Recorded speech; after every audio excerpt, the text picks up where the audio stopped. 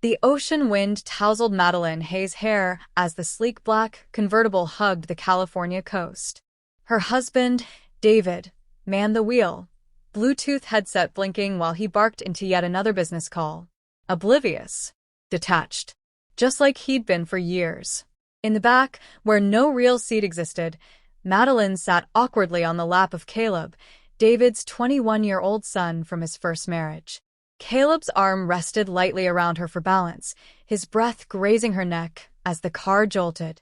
She clutched her purse against her chest, trying to ignore the flush creeping into her cheeks. "You okay?" he murmured after a bump. Madeline tried to laugh it off. "Your dad really needs a bigger car." "Yeah," he replied with a low chuckle. Not exactly family-friendly. Caleb had David's jawline, but none of his coldness. His green eyes were calm but curious, and when he looked at her, she felt something stir. Not lust, not love, but dangerous awareness.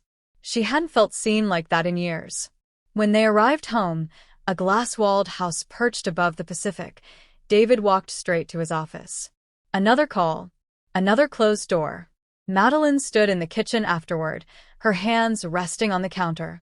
She couldn't stop thinking about the way Caleb's chest felt beneath her, or the warmth of his breath. The next morning, she caught him shirtless on the deck, sipping coffee, sunlight tracing the lines of his back. He turned. Their eyes met.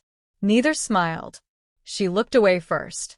Caleb lingered around the house more than usual, studying at the dining table, helping with dishes, sharing jokes over music and old movies. Small moments, harmless enough, but too meaningful to ignore. Madeline began dressing differently. Nothing too revealing, just small shifts. A silk blouse. A spritz of perfume. She told herself it was for her. But part of her knew better. David didn't notice. He came and went, a phantom fueled by bourbon and spreadsheets.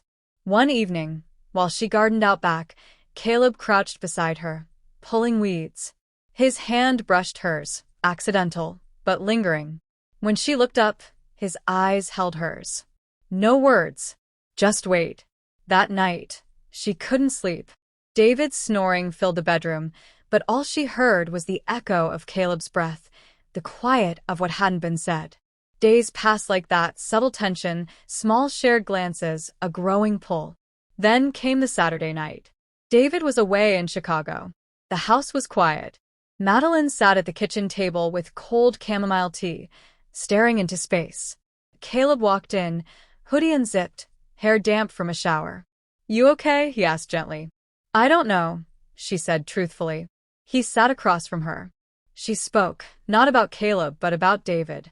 About the silence, the emptiness, the way she'd disappeared into the background of her own life. He listened. Really listened. When he reached for her hand, it wasn't flirtation. It was connection. And she didn't pull away. He moved beside her, kneeling. Their eyes met. And then their lips. The kiss was slow, hesitant, a question neither of them knew how to ask. What followed wasn't reckless. It was quiet, tender, unfolding like something inevitable. And when it ended, they lay there, fully clothed, silent. In the morning, things felt different. Caleb avoided her gaze. David returned, kissed her cheek without a second thought, and slid back into his routine. Madeline moved through her days mechanically, pretending. But the memory haunted her. Caleb was distant, polite, careful. Something had broken. One afternoon, she opened the dishwasher and saw the same glass Caleb had used the night it happened. That glass felt like a confession. Shame bloomed in her chest, not because of being caught, but because of who she had become. Later that week, Caleb disappeared. His room was spotless.